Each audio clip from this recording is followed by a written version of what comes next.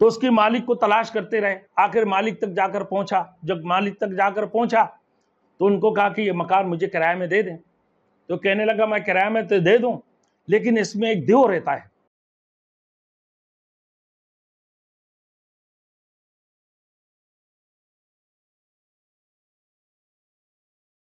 Thanks for watching. Don't forget to like, comment, share and subscribe to Maulana Habibullah Rouhani Official.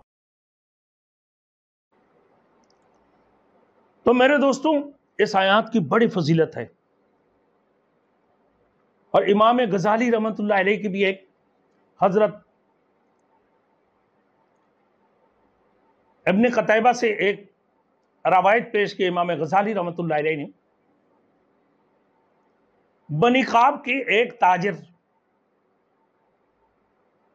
बनी काब के एक ताजिर खजूर की तजारत करने वाले थे। वो बसरा में पहुंचे तिजारत की नीयत से। वहां पर पहुंचने के बाद उसने देखा कि मेरे लिए कोई मकान की जरूरत है कि मैं अपना रिहाइश के लिए कोई मकान ढूंढूं। तो एक मकान उसने ढूंढा। ढूंढने के बाद वो ताजिर ने, बनी काब के खानदान में से हैं, तो ढूंढने के बाद एक मकान देखा, उसमें मकड़ी ने जाल बना के रखा हुआ था। इतने ही गंदा मकान था। तो उसकी मालिक को तलाश करते रहे, आखिर मालिक तक जाकर पहुंचा। जब मालिक तक जाकर पहुंचा तो उनको कहा कि ये मकान मुझे किराए में दे दें। तो कहने लगा मैं किराए में तो दे दूं, लेकिन इसमें एक देव रहता है। कहा कि तो फिर?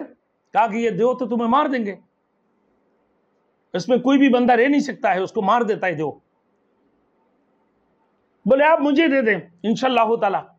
वो देव जानता है और मैं जानता हूं, मेरे और उसकी दरमियान मामला होगा, मैं देख लूंगा इंशाअल्लाह ताला।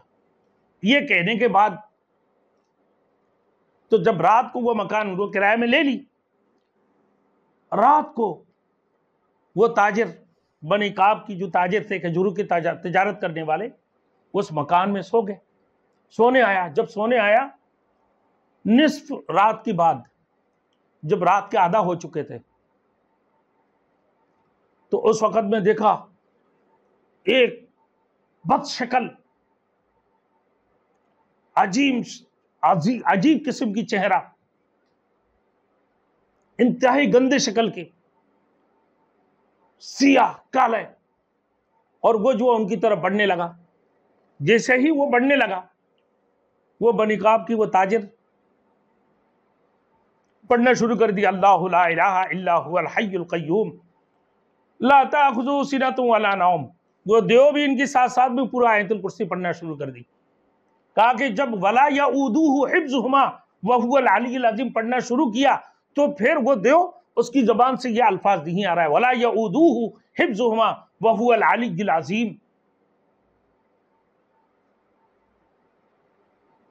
फरमाते हैं कि भाई वला यऊदुहु हिफ्ज़ुहुमा व हुवल अलीयुल अज़ीम, जब वो पढ़ने लगा कि इन चीजों की हिफाजत अल्लाह को नहीं थकाते हैं,